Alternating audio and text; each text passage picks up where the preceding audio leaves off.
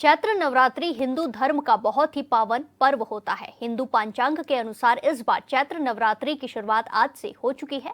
इस बार खास बात यह है कि नवरात्रि पूरे 9 दिन नहीं बल्कि 8 दिन ही होगी। वहीं देहरादून के मंदिरों में भी भक्तों का तांता लगा हुआ है। मंदिर के पुजारी ने कहा कि भक्त मंदिर में सुबह से ही पूरे भक्तिभाव के साथ पूजा करने आ रहे हैं। उन्होंने बताया कि आज के दिन में पीले वस्त्र पहनने से मां शैलपुत्री प्रसन्न होती है।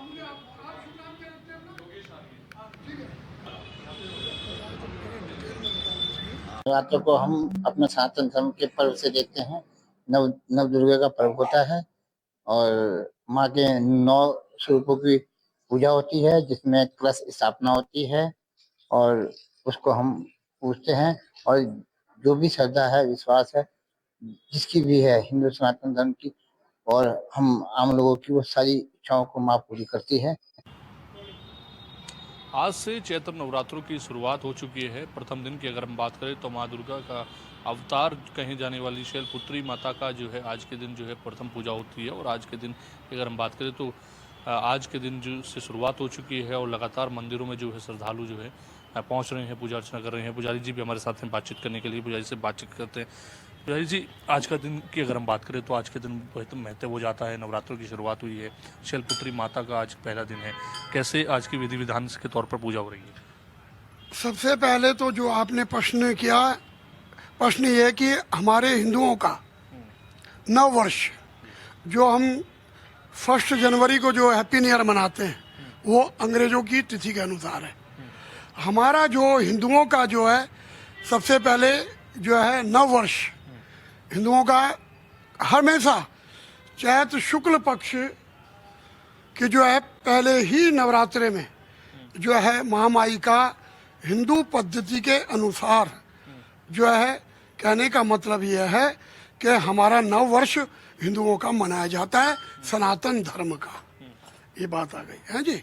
और उसके पश्चात जो है हमारे जो नए पंचांग जो चलते हैं, चाहे वो दिवाकर हो, चाहे उत्तराखंड का हो, चाहे हरियाणा का हो, पंजाब का हो, हिमाचल का हो, आज के दिन से जैसे 30 अप्रैल को जो दिन जो पड़ता है, जो दिन जो है पहले जो है नव वर्ष का चैत्र नवरात्रे से जो पड़ता है, भगवती माँ जगदम्बा जो आपने जिक्र किया, आपने नवरात्रे के प्रति जो मुझसे पूछा, भगवती माँ जगदम्बा शैलपुत्री का पहला नवरात्रा होता है।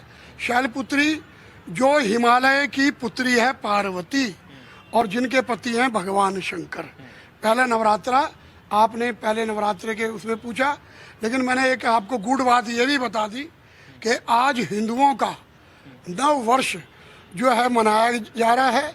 और इसमें जिस तरह एक संसार में हम लोग जो हैं अपने संचालन के लिए जो हम अपनी सरकार बनाते हैं, तो वैसे ही इन देवी देवताओं की हर साल जो है मतलब एक किस्म से कौन राजा बनेगा, कौन मंत्री बनेगा, वो जो है नया एक तो नया पंचांग शुरू।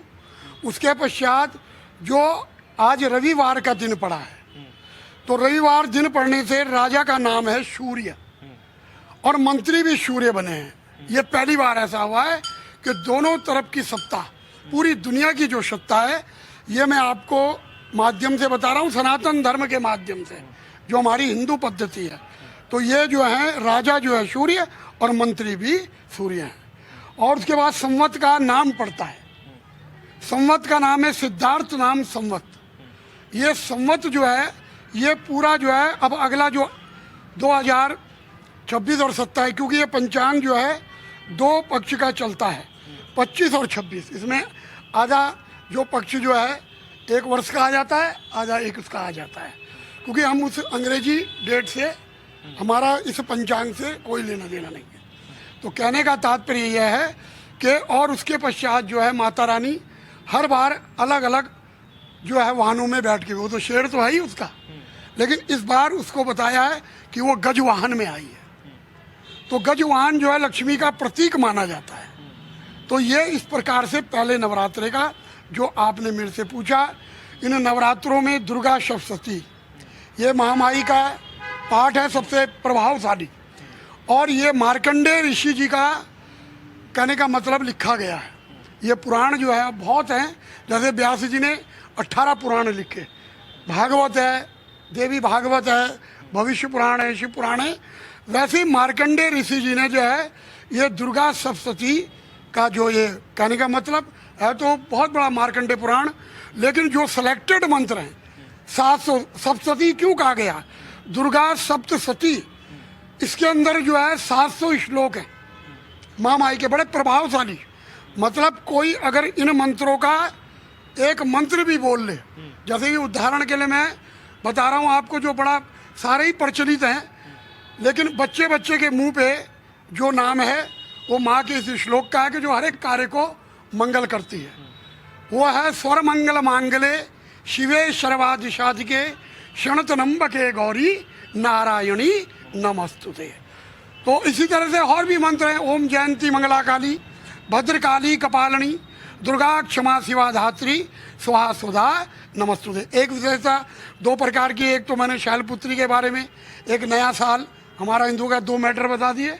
अब तीसरे मैटर पे आ जाइए आप, भगवान राम के जन्म का। चैत मास की शुक्ल पक्ष की 9वीं तिथि पे भगवान राम का जन्म हुआ।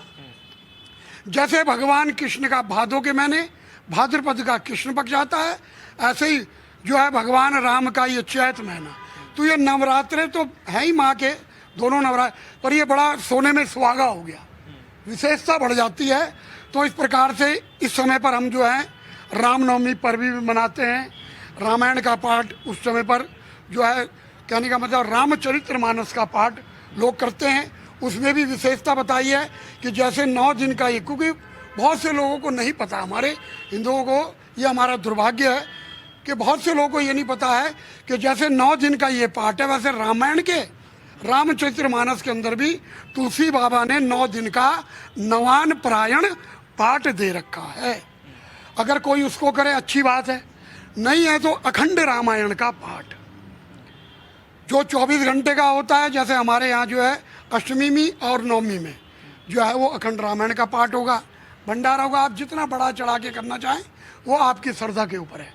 उसके पश्चात फिर भी कोई दूसरा ऑप्शन नहीं है, तो तीसरा ऑप्शन है जो कि रामायण के अंदर सारे कांड प्रिय हैं, लेकिन एक विशेष जो कांड है वो है सुंदर कांड, नाम ही जिसका